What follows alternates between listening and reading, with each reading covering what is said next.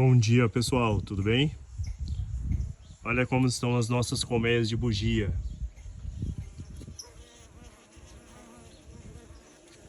Olha o tanto de movimento que tá, quantidade de pólen que tá entrando.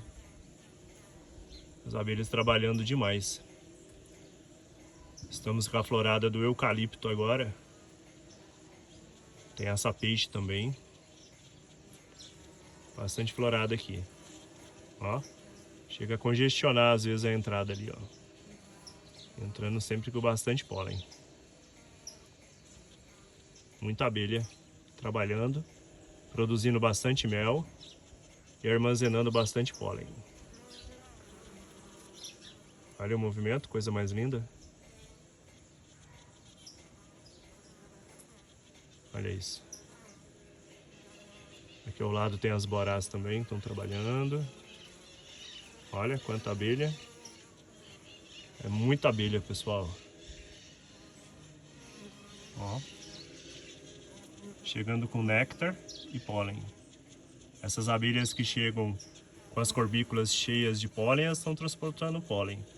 As outras que estão com as corbículas vazias estão transportando néctar para produzir mel.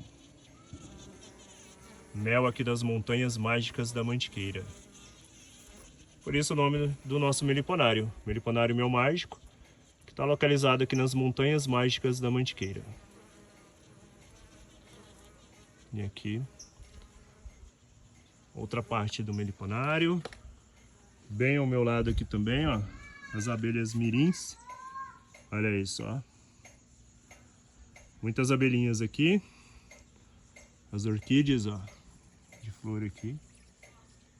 Tá bem bonito também, ó. Olha só. Olha essa bailarina como tá. Bonita, né? E as nossas bugias, como sempre, trabalhando muito. Muito mesmo. Sigam nossa página Meliponário Mel Mágico.